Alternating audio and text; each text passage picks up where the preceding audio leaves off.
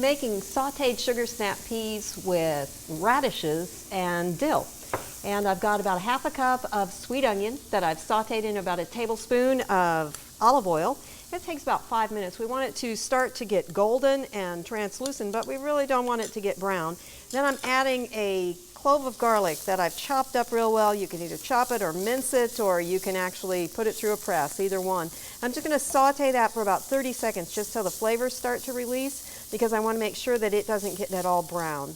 And then to that, I'm going to add some sugar snap peas. Now this is about 3 cups of sugar snap peas that have been washed well. If you have these little stems on them, that's okay, but you want to make sure that you have taken the strings off, because there's nothing quite as disappointing as getting a big plate full of peas or beans and then finding out that they're covered with strings on them. So take those off. Some varieties don't have them. If your variety does, just snap the end off and the string will come along with that.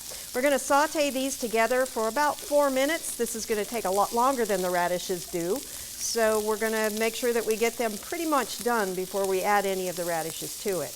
Now the radishes that we're going to add, I've got 2 cups of radishes. They're thinly sliced. I did them on a mandolin, which made it go really, really fast. Make sure that you clean them well and make sure that they're not pithy or too hot. That usually happens either when the weather starts to get really hot. The chemical composition of the radish will change so that it gets more like horseradish actually, and it gets more of a spiciness to it.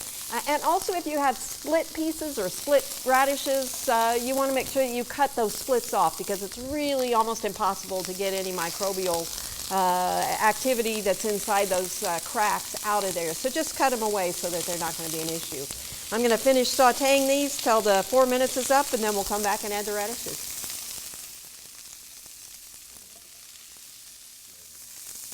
All right, 4 minutes are over. Notice the onion has continued to cook, which is why we didn't want to cook it too long up ahead. And I'm going to add the radishes to this. Now those of you that have not tried cooked radishes, this is really kind of a treat. It's something that most of us don't think to do, but they are really, really nice when they get heated up, as long as you don't cook them too long.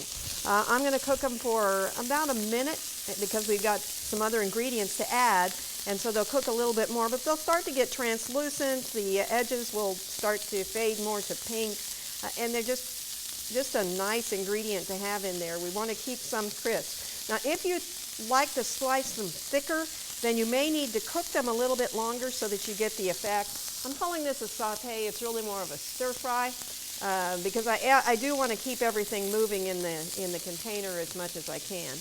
That's probably been close to a minute, so we'll add a few more ingredients to this. I've got 1/4 cup of white wine. That's a wine that you would like to drink. And it's going to concentrate down and give it a lot of nice flavor. I'm also going to add a teaspoon of dill weed. Now if you have access to fresh dill, I'd use a tablespoon of fresh dill. And then I'm also adding a teaspoon of dill seed. And cook those together. Again, you're going to want to stir those well, or some of the radishes are going to get most of the dill. So keep that stirring around and moving. Again, for about another minute is what you would do if you were going to take the time to do the full thing. And after that minute, notice how our radishes are already starting to fade out and become more translucent.